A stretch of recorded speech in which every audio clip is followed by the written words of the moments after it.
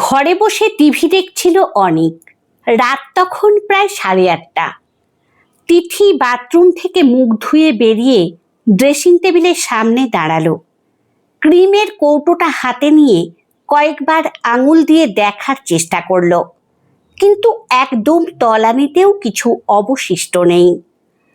তিথি আয়নার কাঁচ দিয়ে অনিকের দিকে তাকিয়ে আলতো গলায় বলল, অনিক, আমার নাইট ক্রিমটা একেবারে শেষ হয়ে গেছে গো। কাল মনে করে আমায় 500টা টাকা দিও তো, দোকান থেকে কিনে নেব। অনিক টিভির রিমোটটা হাতে নিয়ে টিভিটা অফ করলো। বিরক্তিকর চোখে তিথির দিকে তাকিয়ে বলল, এত নাইট ক্রিম মাখার কি আছে তিথি? মাসকাবারি বাজারের পর আবার আলাদা করে ক্রিমের জন্য 500টা টাকা দেওয়া এখন আমার পক্ষে সম্ভব নয়। সংসার চালানো কি এতই সোজা ভেবেছ? তিথি হাত থেকে ক্রিমের ফাঁকা কৌটোটা ড্রেসিং টেবিলে রেখে অনিকের দিকে ঘুরল। অনিক আবার বলল, নিজের এত শখ থাকলে রোজগার করো, নয়তো নিজের বাবার থেকে চেয়ে নাও। এখনো প্রতি মাসে চেয়ে নিলেই দিয়ে দেবেন। কথাটা তিথির কানে গিয়ে বিঁধল। অনিকের এই চেহারার সঙ্গে সে মোটেই পরিচিত ছিল না। 7 বছরের প্রেম তাদের। তিথির মধ্যবিত্ত কিন্তু স্বাধীন পরিবারে কোনো কিছুর অভাব ছিল না। অনিক যখন বেকার ছিল, তিথি নিজের বাড়িতে যুদ্ধ করে ওর জন্য অপেক্ষা করেছে। অনিকের চাকরি পাওয়ার পর তিথি নিজের চাকরির পড়াশোনা ছেড়ে দিয়েছিল শুধু অনিকের একটা কথাই, তুমি সংসারটা গুছিয়ে রেখো তিথি, আমি সারা দিন খেটে এসে তোমার কোলে মাথা রেখে শান্তি পেতে চাই। আজ সেই অনিকই ওকে কথা শোনাচ্ছে 500টা টাকার একটা ক্রিমের জন্য। তিথির গলার ভেতরটা শুকিয়ে গেল। ও অনিকের দিকে কয়েক সেকেন্ড শুধু তাকিয়ে রইল। একটা শব্দও ওর মুখ দিয়ে বেরোলো না। অনিক হয়তো ভেবেছিল তিথি এবার কাঁদো কাঁদো হয়ে ঝগড়া করবে, কিন্তু তিথি ধীর পায়ে বিছানার এক পাশে গিয়ে শুয়ে পড়ল। সেই রাতের অন্ধকার ঘরটায় দুজনের মাঝে যেন এক অদৃশ্য দেওয়াল খাড়া হয়ে গেল। অনিক পাশ ফিরে শুয়ে পড়ল। ভাবল, তিথি হয়তো এমনি চুপ করে গেছে, 2 দিন পর সব ঠিক হয়ে যাবে। পরদিন সকালে অনিক অফিসে চলে যাওয়ার পর তিথি তখন অন্য ঘরে গিয়ে ওর পুরনো বান্ধবী রিমাকে ফোন লাগালো। ফোনটা কানে দিয়েই তিথি সোজা বিষয়ে এলো। রিমা, তোর চেনা পরিচিতের মধ্যে কোনো কাজের সন্ধান আছে রে? খুব বেশি মাইনে না হলেও চলবে, তবে কাজটা আমার খুব দরকার। রিমা ওপার থেকে একটু অবাক হয়ে বলল, হঠাৎ কাজ? অনেক কিছু বলেছে নাকি? তুই তো চাকরি করব না বলেই ঠিক করেছিলি। তিথি একটু হাসল, তবে সে হাসিতে কোনো আনন্দ ছিল না। বলল, ওসব ছাড়, তুই আগে বল কিছু কাজ আছে কিনা, পার্ট টাইম হলেও চলবে।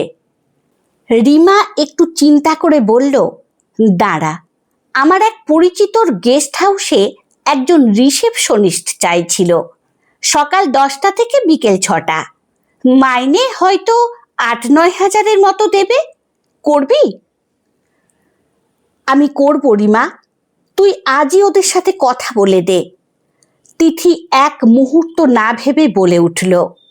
ঘণ্টাখানেক পর রিমা হোয়াটসঅ্যাপে গেস্ট হাউসের ঠিকানা আর মালিকের নম্বর পাঠালো। বিকেলে ইন্টারভিউ দিয়ে এসেই তিথি কাজটা চূড়ান্ত করে ফেলল। কাল থেকেই জয়েনিং। পরদিন সকাল 9টা। অনেক চা খেতে খেতে ল্যাপটপে মেল দেখছিল।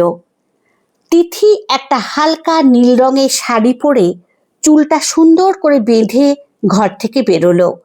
হাতে একটা ছোট্ট হ্যান্ডব্যাগ। অনিক কাপে চুমুক দিতে গিয়ে হঠাৎ থমকে গেল। তিথির দিকে অবাক হয়ে তাকিয়ে বলল, কোথায় যাচ্ছ এত সকালে? বাপের বাড়ি?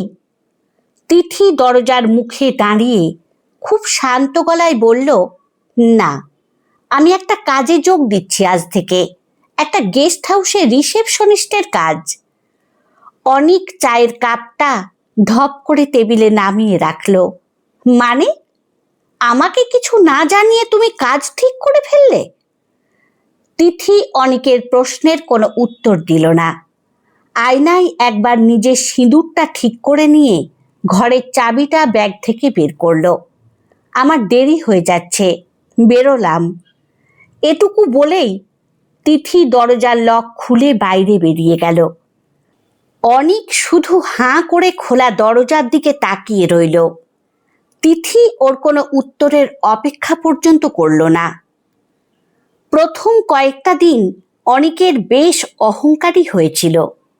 ভেবেছিল রোদে গরমে বাসে ট্রামে দুদিন ধাক্কা খেলেই তিথির এই কাজের ভূত মাথা থেকে নেমে যাবে। পালোয়ানের মতো চাকরি করার শখ দুদিনেই ঠান্ডা হয়ে যাবে। কিন্তু দেখতে দেখতে 2 সপ্তাহ কেটে গেল। তিথি কিন্তু একদিনও ক্লান্তির অজুহাত দিয়ে ঘরে বসে রইল না। প্রতিদিন সকাল 9টা বাজলেই তিথি একদম তৈরি, পরিপাটি হয়ে ব্যাগ হাতে দরজার দিকে এগিয়ে যায়। অনেক চা খেতে খেতে আর চোখে তাকায়, কিন্তু তিথি ওর দিকে একবার তাকায়ও না। অনেকের মত চাওয়া বা ওকে একটা কথা জানানোর প্রয়োজনও আর বোধ করে না তিথি। আগে অনেক 6:30 7টার মধ্যে অফিস থেকে বাড়ি ফিরত। বেল বাজানো মাত্রই তিথি হাসি মুখে দরজা খুলে দিত।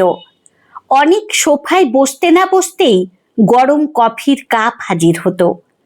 তারপর দুজনে মিলে ব্যালকনিতে বসে কত গল্প। এখন 7:30 বাজলেও পুরো ফ্ল্যাটটা নিঝুম হয়ে পড়ে থাকে। অনেক পকেট থেকে চাবি বের করে নিজেই লক খুলে ঘরে ঢোকে। ঘর জুড়ে এক অদ্ভুত নীরবতা। রান্নাঘর থেকে চা বা কফির কোনো সুবাস নেই। সোফায় ব্যাগটা ছুঁড়ে ফেলে অনেক লাইটটা জ্বালালো। সারা দিনের একাকিত্ব আর ক্লান্তিটা অনেককে ভেতরে ভেতরে ভীষণ বিরক্ত করে তুলছিল। ও আর ঘরে টিকতে না পেরে ব্যালকনিতে গিয়ে দাঁড়ালো। ব্যালকনিতে পা দিয়েই অনেকের চোখ গেল কোনায় রাখা টবগুলোর দিকে। তিথির খুব শখের বেলফুল আর গোলাপ গাছগুলো শুকিয়ে একদম কাঠ হয়ে গেছে। পাতাগুলো হলুদ হয়ে ঝরে পড়ে আছে। গাছগুলোর এই হাল দেখে অনেকের মেজাজটা এক ধাক্কায় চড়ে গেল। ও গটগট করে ঘরে ফিরে এসে সোফায় গিয়ে বসল। মনে মনে ঠিক করে ফেলল, আজ তিথি ফিরলেই ওর সাথে কথা বলতে হবে। রাত 7:45 নাগাদ দরজায় চাবি ঘোরানোর শব্দ হলো। তিথি ঘরে ঢুকল। ওর মুখে স্পষ্ট ক্লান্তির ছাপ। সারা দিন কাউন্টারে দাঁড়িয়ে মানুষ সামলে তিথির শরীর আর বইছিল না। ও সোজা নিজের ঘরের দিকে পা বাড়ালো। অনেকের দিকে চোখও ফেরালো না। তিথি, শোনো, এদিকে এসো, তোমার সাথে কথা আছে। অনেকের গলার আওয়াজটা ঘরে গম গম করে উঠল। তিথি দরজার মুখে এক মুহূর্ত থামল। একটা গভীর শ্বাস নিয়ে ব্যাগটা পাশে রেখে অনেকের উল্টো দিকে সিঙ্গেল সোফাটায় এসে বসল। তিথির মুখে কোনো রাগ বা উত্তেজনা নেই, একদম বরফের মতো ঠান্ডা একটা ভাব। অনেক কড়া গলায় বলল, এসবের মানেটা কি তিথি? সংসারের দিকে মন না দিয়ে তুমি বাইরে ওই সামান্য টাকার কাজের জন্য ছোটাছুটি করছো। ব্যালকনির গাছগুলো শুকিয়ে মরে গেল, সেদিকে তোমার কোনো খেয়াল আছে? তিথি শান্ত চোখে অনেকের দিকে তাকালো। গাছগুলো তো তোমারও অনেক। তুমি সন্ধেবেলা বাড়ি ফিরে 5 মিনিট সময় বের করে একটু জল দিতে পারতে। শুধু আমি কেন দেব? অনেক তেতে উঠে বলল, আমি সারাদিন খেতে আসছি না? আমার কি সময় থাকে জল দেওয়ার? আর আমি কি সংসার চালানোর খরচ দিই না তোমাকে? তিথি বলল, হ্যাঁ দাও, কিন্তু সেই টাকাটা দেওয়ার আগে 10টা কথা শুনিয়ে দাও। 500 টাকার একটা নাইট ক্রিম চাইলে আমায় শুনতে হয় আমি নাকি তোমার ঘাড়ে বসে খাচ্ছি, বাবার বাড়ি থেকে চেয়ে আনতে বলা হয়। তিথি একটু থেমে আবার বলল, যে মেয়েটা তোমার কথা শুনে নিজের ক্যারিয়ার ছেড়ে দিল, তাকে তুমি 1 মিনিটে পর করে দিলে? আমার আত্মসম্মান কি এতই সস্তা অনিক? অনিক গলা নরম করে বলল, সংসার সুখের হয় রমণীর গুণে, বড়রা কি এমনি এমনি বলে গেছে তিথি?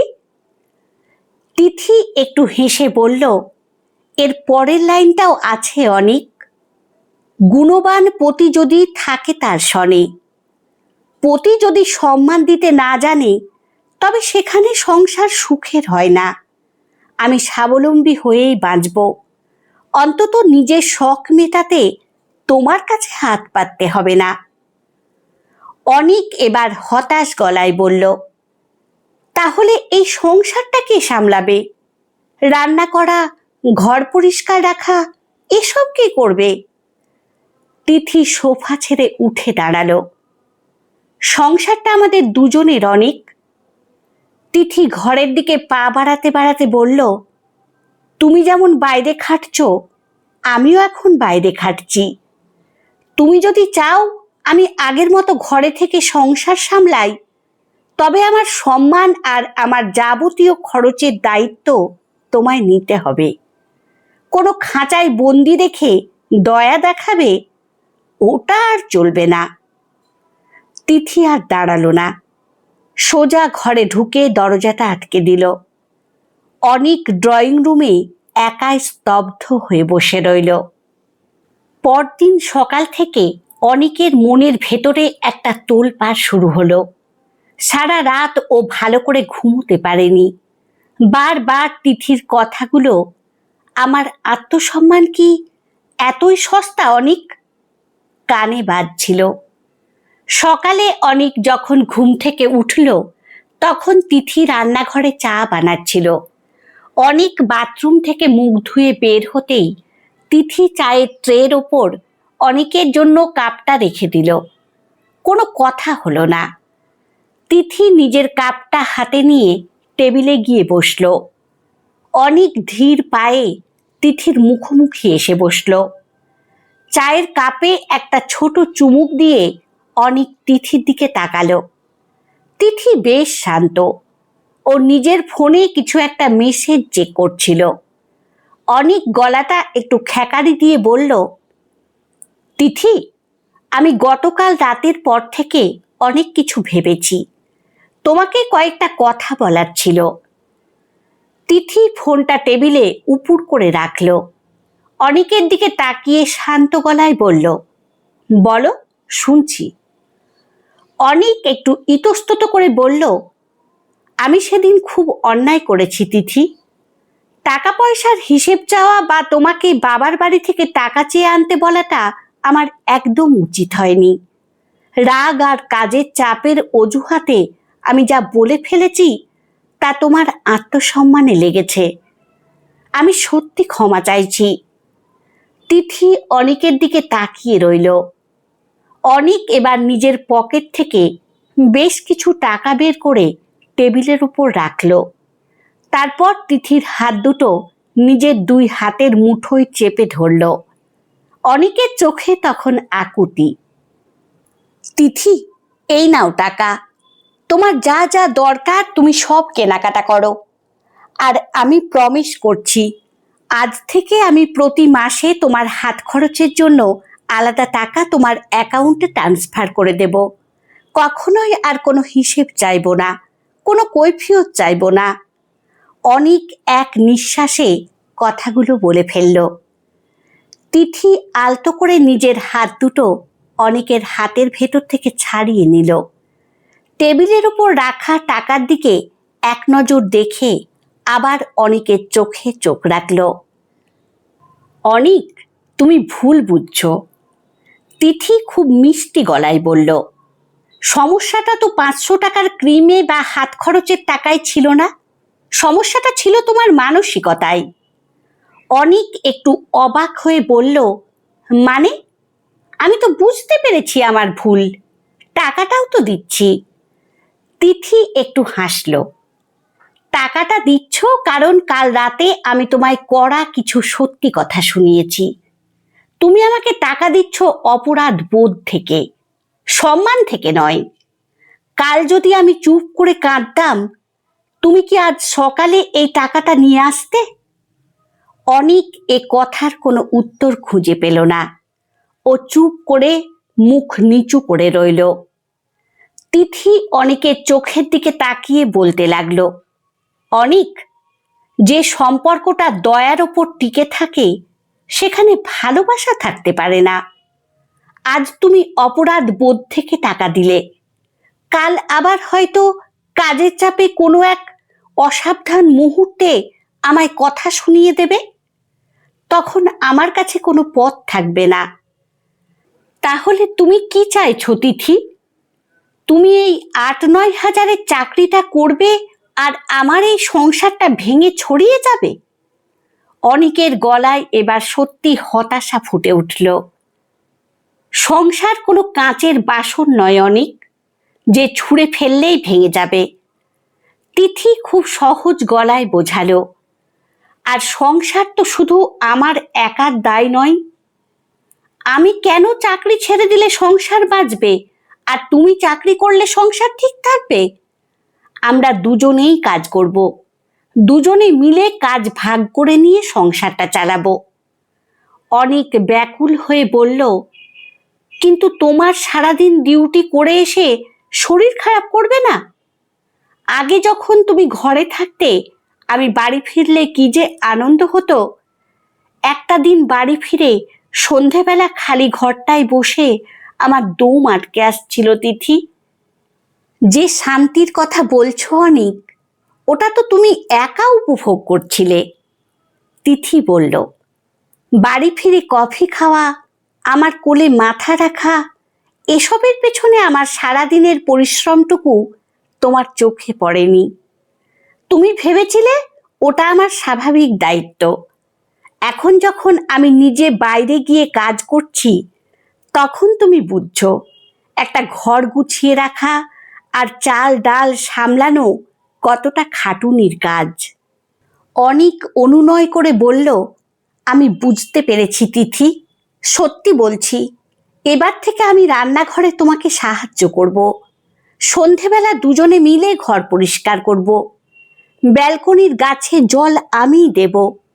তুমি এই চাকরিটা ছেড়ে দাও প্লিজ। তিথি উঠে দাঁড়িয়ে ব্যাগটা তুলে নিল। ঘরের চাবিটা নিয়ে অনিকের কাছে এসে দাঁড়ালো। না অনিক, চাকরিটা আমি ছাড়ব না। তিথি স্পষ্ট গলায় জানালো, নিজের রোজগারের টাকা যখন হাত খরচে ব্যবহার করব, তখন আমার ভেতরে সেই স্বাবলম্বী হওয়ার আনন্দটা থাকবে। কেউ আমায় এমনি খাওয়াচ্ছে না, এই তৃপ্তিটুকু আমার দরকার। তবে হ্যাঁ, আমি অফিসে কথা বলে শিফটটা একটু সহজ করে নেওয়ার চেষ্টা করব, যাতে আমরা দুজনেই পরস্পরকে আর সংসারকে পর্যাপ্ত সময় দিতে পারি। অনেক মুখ তুলে তিথির দিকে তাকালো। তিথির চোখে এখন আর কোনো অভিমান নেই, কোনো ক্ষোভ নেই, আছে এক অদ্ভুত আত্মবিশ্বাস আর নতুন করে বাঁচার আলো। অনেক বুঝতে পারল 7 বছর আগে সেই অল্প বয়সী অবুঝ তিথি আর এই তিথির মধ্যে অনেক তফাৎ। এই তিথি নিজের মান সম্মান বিকিয়ে দিয়ে প্রেম করতে রাজি নয়। চলি অনিক, আমার বাসের সময় হয়ে এলো। তিথি দরজার দিকে পা বাড়ালো। অনিক আর আটকালো না, তবে ও উঠে গিয়ে দরজা পর্যন্ত তিথির সাথে এলো। তিথি দরজাটা খুলে একবার অনিকের দিকে ফিরে তাকালো। ঠোঁটের কোণে হালকা একটা হাসি নিয়ে বলল, আজ সন্ধেবেলা বাড়ি ফেরার সময় বাজার থেকে 1 প্যাকেট ভালো কফি আর গাছগুলোর জন্য একটু সার নিয়ে এসো তো। দুজন মিলে ব্যালকনিটা আবার নতুন করে সাজাবো। অনিকের বুকের ওপর থেকে যেন এক বিশাল পাথর নেমে গেল। ও একটা গাঢ় নিঃশ্বাস ফেলে তিথির দিকে তাকিয়ে হাসল। ঠিক আছে, আমি কফি আর সার নিয়ে রাখবো। আর শোনো, ফেরার পথে বাসে ভিড় হলে আমায় ফোন করো, আমি বাইক নিয়ে মোড় থেকে তোমায় তুলে নেব। তিথি মাথা নেড়ে সম্মতি জানালো। সংসারে পারস্পরিক ভালোবাসার মতোই প্রয়োজন পরস্পরের সম্মান ও সমতা। কেবল ত্যাগের উপর নির্ভর করে দাম্পত্য টিকে থাকতে পারে না। নারী হোক বা পুরুষ, নিজের আত্মসম্মান ও স্বাবলম্বিতা বজায় রেখে দায়িত্ব ভাগ করে নেওয়াই হলো একটি সুন্দর ও সুখী সংসারের আসল চাবিকাঠি। গল্পটি আপনাদের কেমন লাগলো কমেন্টে অবশ্যই জানাবেন। ভালো লাগলে লাইক ও সাবস্ক্রাইব করে পাশে থাকবেন। ধন্যবাদ।